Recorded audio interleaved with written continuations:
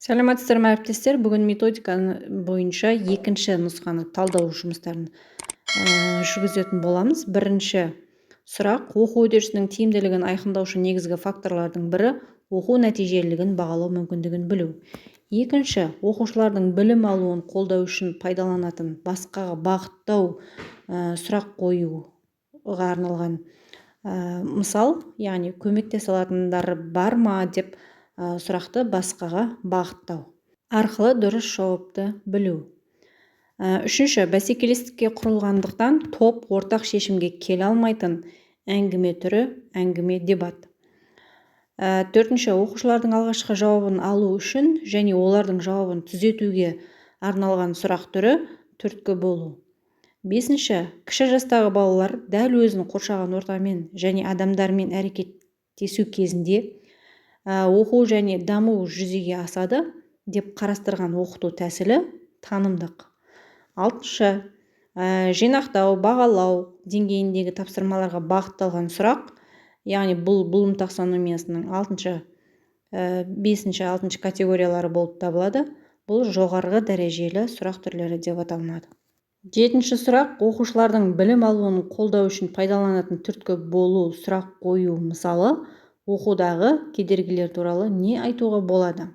Сегізінші сұрақ: сұрақты қарапайым етіп қою, өткен материалға оралу, ойға салу, дұрысын қабылдау және толығырақ жауап беруге итермелейтін сұрақ түрі түрткі болу. Яғни бұл ағылшын тілінде eliciting questions деп аталынады. Бұрынғы алған білімдерін еске түсіре отырып, ары қарай жаңа біліммен толықтырады. Бұл түрткі болу сұрақ түрі деп аталынады. Тоғызыншы сұрақ: сапалы оқыту жайлы қорытынды қалыптастыруда екі тәсіл қолданылады. Оқыту сапасын анықтау тәсілі, мұғалім іс-әрекетінің тәжірибе талаптарына сәйкестігін анықтау. Оныншы сұрақ: оқушылардың білім алуын қолдау үшін пайдаланылатын сынақтан өткізуге арнайы қойылатын сұрақ түрі, айтқаныңызға дәлел келтіре аласыз ба? 11. Адамгершілік, ақыл-ой, дене тәрбиесі және еңбекке баулу дегеніміз тәрбие бағыттары. 12. Педагогиканы оқыту үдерісінің мәні мұғалім мен оқушылардың өзара байланысты іс-әрекет үдерісі. 13. Блум таксономиясы бойынша оқушыны сыни ойлауға жетелейтін сұрақ саны 6, яғни Блум таксономиясының 6 категориясы бар.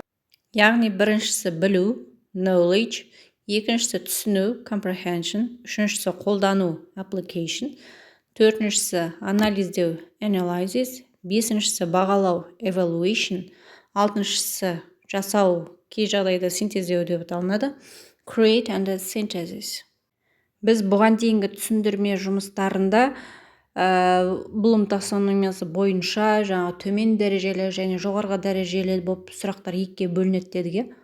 Яғни бұл дегеніміз білу, түсіну, қолдану категориясында қолданылатын тапсырмалар, активитилар және сұрақтар. Бұлар төменгі дәрежелі ойлау дағдыларына жатады. Анализдеу, бағалау, жинақтау деген, яғни осы күрделі категория бұл жоғары дәрежелі ойлау қабілетіне жатады. Блум таксономиясы туралы тағы да алдағы уақытта мүмкіндік болып жатса, тағы да толығырақ айтып өтермін. 14-ші сұрақ: педагогикалық процесті басқаруда мұғалім үстемдік ететін қарым-қатынас стилі авторитарлы. 15. Ғылыми танымдық іс-әрекет амалдар, формалары, тәсілдері әдіснама деп аталынады. 16. Оқыту мен тәрбие жұмыстарын белгілі мақсатпен ұйымдастыру мұғалім мен оқушылардың іс-әрекеттерінің үнемі жоспарлы түрде өтуіне әсер ететін. Бұл жүйелілік пен бірізділік принципі. 17. Мұғалімнің кәсіби педагогикалық мәдениеті материалдық құндылықтарға қарағанда рухани құндылықты бағалай білу. 18. Қоршаған ортаны сақтауға тәрбиелеу, экологиялық тәрбие. 19.